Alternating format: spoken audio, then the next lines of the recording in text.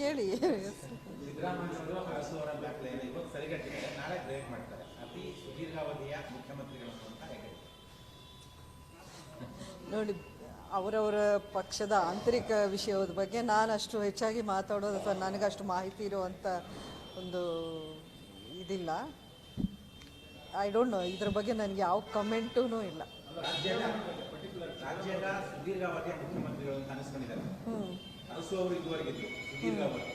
ಈಗ ಮುಖ್ಯಮಂತ್ರಿಗಳು ಅರಸು ಅವರ ದಾಖಲೆಯನ್ನು ಬ್ರೇಕ್ ಮಾಡಿ ಕರ್ನಾಟಕ ರಾಜಕಾರಣ ಅಂತ ಬಂದಾಗ ಅತಿ ಸುದೀರ್ಘಾವಧಿಗೆ ಯಾರು ಮುಖ್ಯಮಂತ್ರಿ ಅಂತ ಬಂದಾಗ ಸಿದ್ದರಾಮಯ್ಯ ಹೆಸರು ಫಸ್ಟ್ ಬರುತ್ತೆ. ನಾನು ಇಲ್ಲಿ ಭಾರತೀಯ ಜನತಾ ಪಕ್ಷದ ಒಂದು ಕೋರ್ ಕಮಿಟಿ ಮೀಟಿಂಗ್ ಹಾಗೂ ಮಂಡ್ಯ ಜಿಲ್ಲೆಯ ಒಂದು ನೆಕ್ಸ್ಟು ಏನೇನು ಹೆಜ್ಜೆಗಳು ಹಾಕಬೇಕು, ಮಂಡ್ಯ ಜಿಲ್ಲೆ ಭಾರತೀಯ ಪಕ್ಷದ ಸಂಘಟನೆಯ ಬಗ್ಗೆ ಅನ್ನೋ ಒಂದು ಸಭೆಗೆ ಬಂದಿದ್ದೀನಿ. ಸುದೀರ್ಘಾವಧಿಯ ಒಂದು ಮುಖ್ಯಮಂತ್ರಿಗಳು ಸಿದ್ದರಾಮಯ್ಯ ಅವರಿಗೆ ನನ್ನ ಅಭಿನಂದನೆಗಳನ್ನು ಹಾರಿಸ್ತೀನಿ.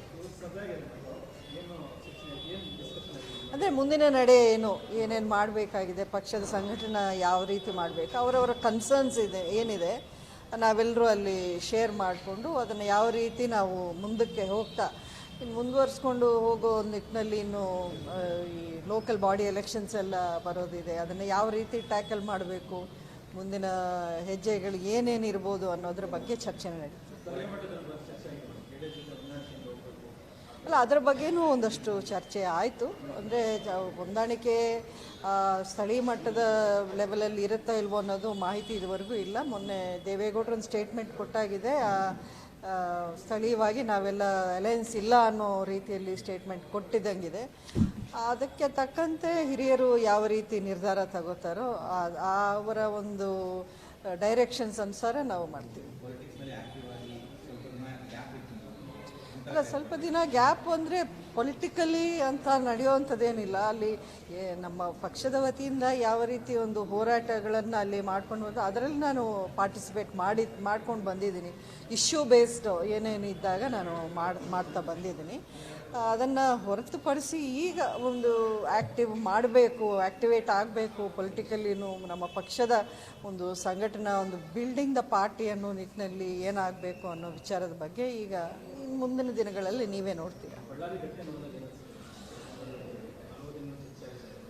ನೋಡಿ, ತುಂಬ ಬೇಜಾರು ಅನಿಸುತ್ತೆ. ಯಾಕೆಂದರೆ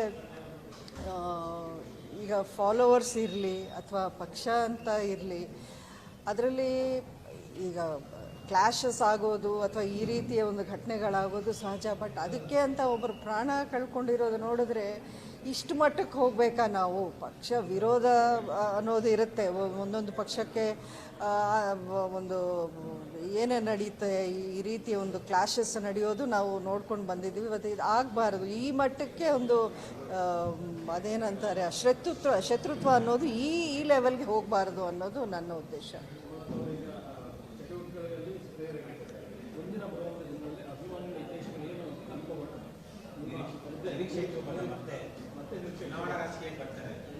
ಇಲ್ಲ, ನೋಡು, ಅದಕ್ಕೆ ತಾನೇ ಇವತ್ತು ಡಿಸ್ಕಷನ್ ಫಸ್ಟ್ ಮೀಟಿಂಗೇ ನಡೆದಿದ್ದೆ ಇವತ್ತು. ಈ ಒಂದು ನಿಟ್ಟಿನಲ್ಲಿ ಖಂಡಿತ ಮುಂದಿನ ದಿನಗಳಲ್ಲಿ ಪಾರ್ಟಿ ಜೊತೆಲಿ ಚರ್ಚೆ ಮಾಡಿ ಇನ್ನು ಹೈಕಮಾಂಡ್ ಜೊತೆಲೂ ಮಾತನಾಡೋ ಒಂದು ಅವಕಾಶ ಇದೆ.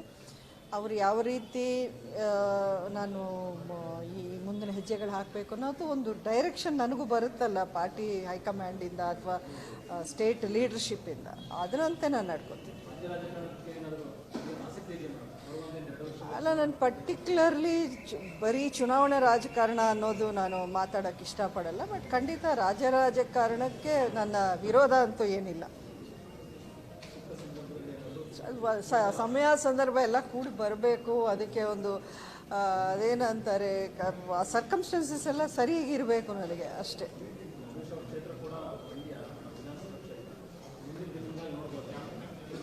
ಇಲ್ಲ, ಆ ರೀತಿ ಯಾವುದೋ ಒಂದು ಪರ್ಟಿಕ್ಯುಲರ್ ಕ್ಷೇತ್ರ ಅಂತನೋ ಅಷ್ಟು ಮಟ್ಟಕ್ಕೆ ನಾವು ಮಾತಾಡಿಲ್ಲ.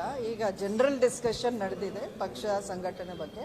ಮುಂದಿನ ದಿನಗಳಲ್ಲಿ ಇನ್ನು ಹಲವಾರು ಮೀಟಿಂಗ್ಸ್ ಮಾಡಬೇಕು, ಮಂಡ್ಯದಲ್ಲೇ ಮಾಡಬೇಕು ಅನ್ನುವಂಥ ನಿರ್ಧಾರನೂ ಆಗಿದೆ. ಸೊ ಖಂಡಿತ ಫಸ್ಟು ಗ್ರಾಸ್ ರೂಟಿಂದ ಪಕ್ಷವನ್ನು ಯಾವ ರೀತಿ ಬೆಳೆಸಬೇಕು, ಬಿಲ್ಡ್ ಮಾಡಬೇಕು ಅನ್ನೋದ್ರ ಬಗ್ಗೆ ನಾವೆಲ್ಲರೂ ಒಂದು ಕಾಳಜಿ ತಗೊಂಡು ಮಾಡ್ತೀವಿ.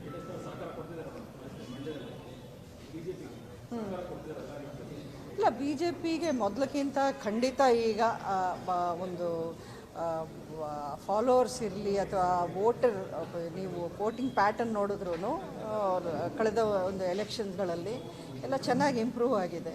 ಮುಂದಿನ ದಿನಗಳಲ್ಲಿ ಪಕ್ಷ ನಾವು ಸಂಘಟನೆ ಮಾಡಿ ಅದನ್ನು ಯಾವ ರೀತಿ ಬೆಳೆಸ್ಕೊಂಡು ಹೋಗಬೇಕು ಅದರ ಮೇಲೆ ಡಿಪೆಂಡ್ ಆಗುತ್ತೆ. ಹೆಚ್ಚಿನ ವಿಡಿಯೋಗಳಿಗೆ ಪ್ರತಿಧ್ವನಿ ಯೂಟ್ಯೂಬ್ ಚಾನೆಲ್ ಸಬ್ಸ್ಕ್ರೈಬ್ ಮಾಡಿ, ಬೆಲ್ ಐಕಾನ್ ಕ್ಲಿಕ್ ಮಾಡಿ.